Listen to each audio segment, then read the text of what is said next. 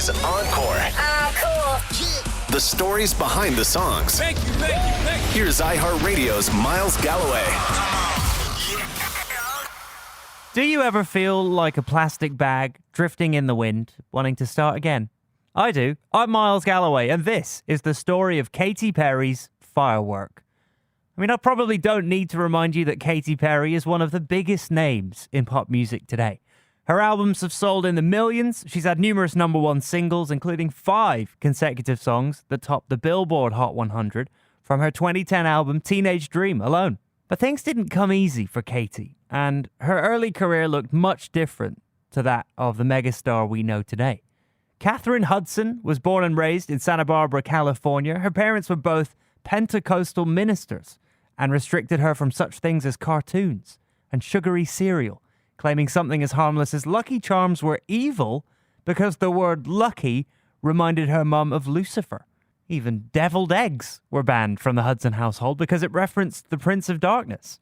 I guess she wasn't cooking eggs in hell either. That's a real recipe, look it up. Katy would tell Vanity Fair in 2011, "I didn't have a childhood. I come from a very non-accepting family, but I'm very accepting. Growing up, she wasn't allowed to listen to pop music, only evangelical gospel music. But her parents did allow her to pursue her dream of becoming a singer. She sang in church, and her parents would drive her to local farmers markets where she would perform weekly. When she turned 13, they escorted her to Nashville, where she promoted herself as a young gospel singer. Meanwhile, she would hang out at friends' houses, watching MTV whenever she could, trying to get her fill of cool new music like Alanis Morissette and Garbage. In 2008, she told Much More Music's Matt Wells, I wasn't allowed to listen to music, or MTV was blocked my whole upbringing, and I did do some MTV lately, and I was like, Mom, can you please unblock MTV? Can you please unblock Much Music? I'm gonna be on there. You're gonna watch me, or are you gonna block me? Wow. So it's cool. I mean, I'm not doing this to be like bad girl, rebel, or whatever. You just are. Well, no, I'm a good girl at heart. I'm a little bit of a tease. Katy left high school to pursue music, eventually setting herself up in Nashville, where she was discovered by some songwriters. They helped her record a demo of contemporary Christian music, and at the age of 16, she signed a deal with Red Hill Records. Under the name Katy Hudson, she released her self-titled debut album in 2001. It was a typical teenage record, focusing on lyrics about growing up as well as her Christian faith. Despite its cool alternative pop sound, though, the album was a flop, selling only 200 copies, largely due to her label going bankrupt months later.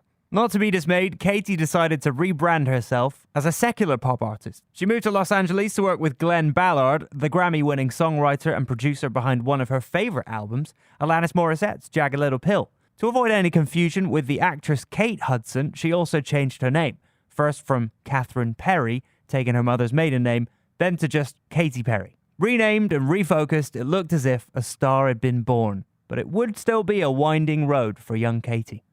By 2004, Katy Perry was all set to launch a new exciting chapter in her new recording career. She signed with Glenn Ballard's label, but that quickly fell through. Not long after that opportunity, Ballard helped her get a deal with Columbia Records, and she began writing her next album called Fingerprints.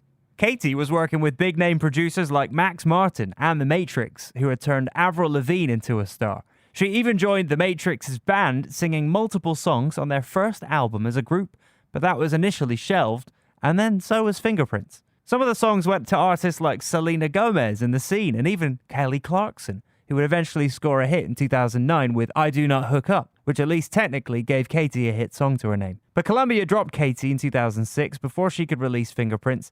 Once again, she needed to start all over again. She would tell Rolling Stone, "I was in Beverly Hills with my new Jetta, thinking that my album was about to come out, and I was so excited. Then nothing happened. I was like, wow, my car's getting repossessed. I've got no money, and I'm living on Cahuenga under the Hollywood sign."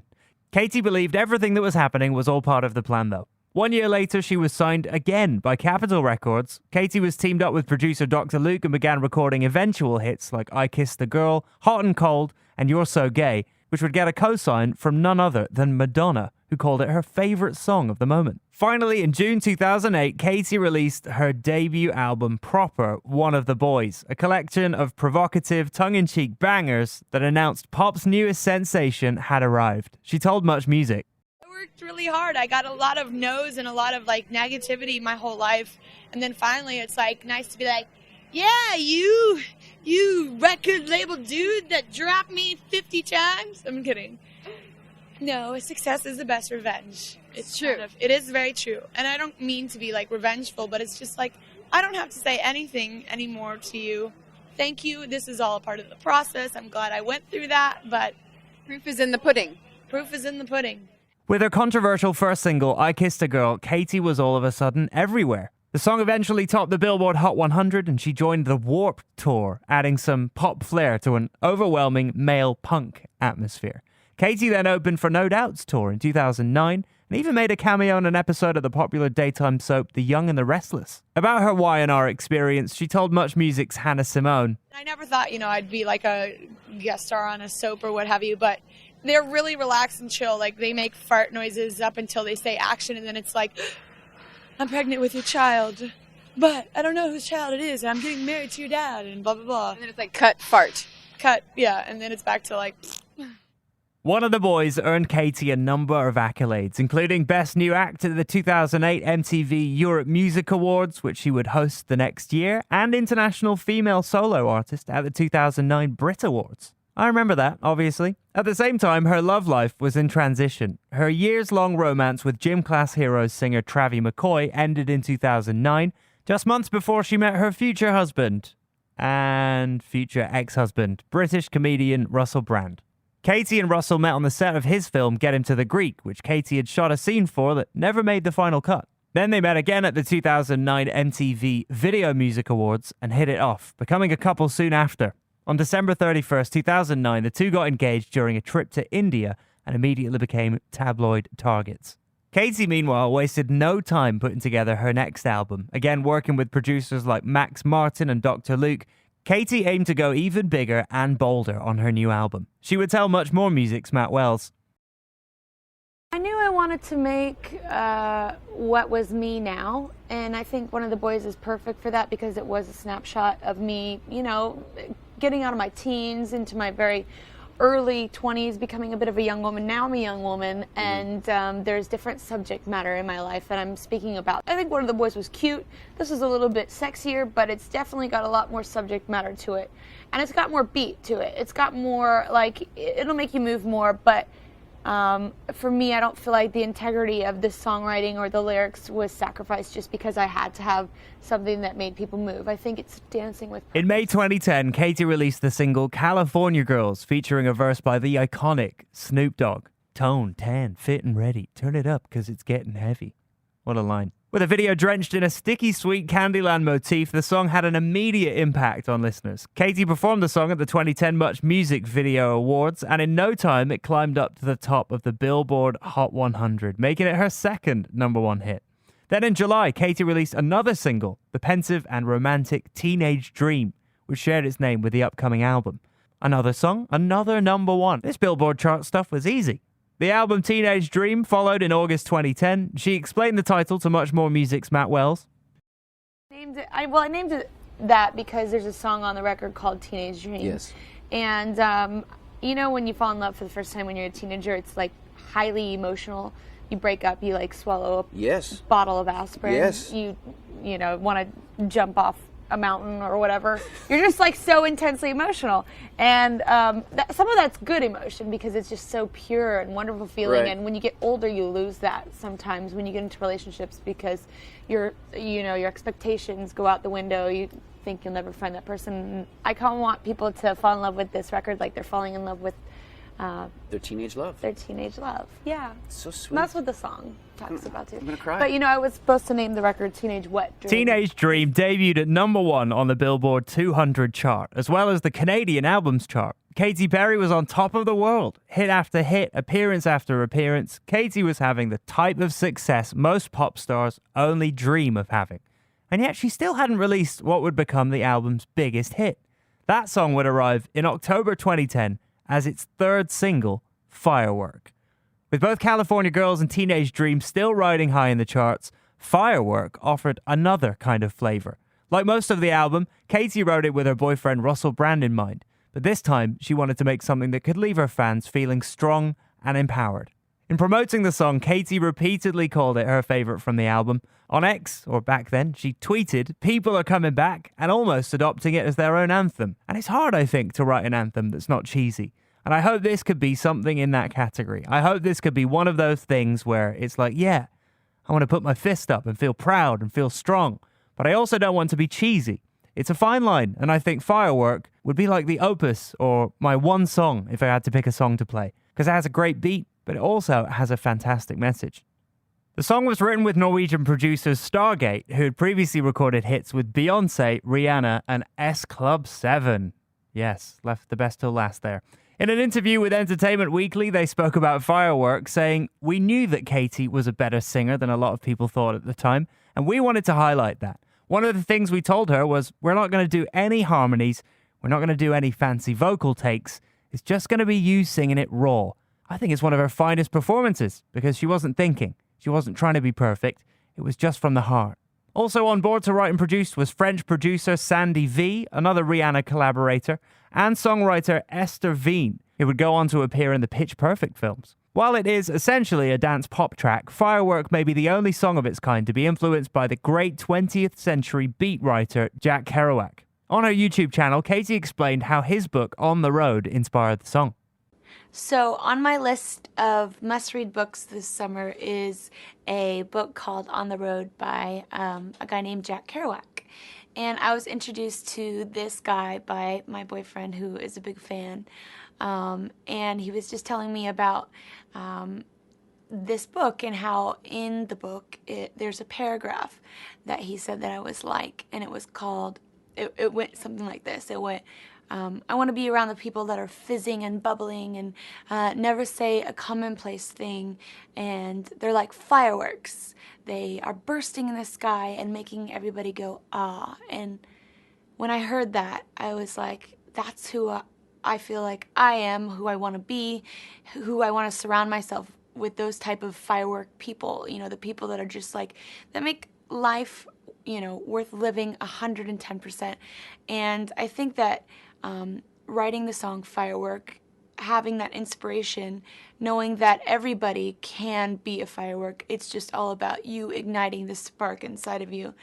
And, you know, making people go, ah, every moment of your life, like doing it with purpose, every step. And I'm really proud of this song. Ah, right. So that's what it's all about. Yes, I knew that right from the start. Totally. Firework became Teenage Dream's biggest hit following its release. It topped both the Billboard Hot 100 and Canada's singles chart, and it was nominated for 2 Grammys, Record of the Year and Best Pop Solo Performance. The music video also left its mark on the music world, shot in Budapest, Hungary by director Dave Meyers. The video features Katy shooting fireworks out of her torso, I guess. That really motivates people around the city to join in and celebrate.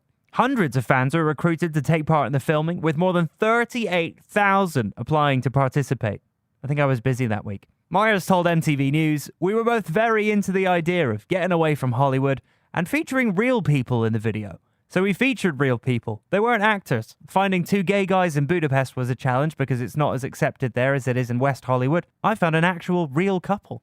Katy also tweeted that the video was her tribute to the It Gets Better campaign, which advocates against harassment in the LGBT plus community. "I'm officially dedicating my new video to #It'sGetBetter," she said, because everyone has the spark to be a firework.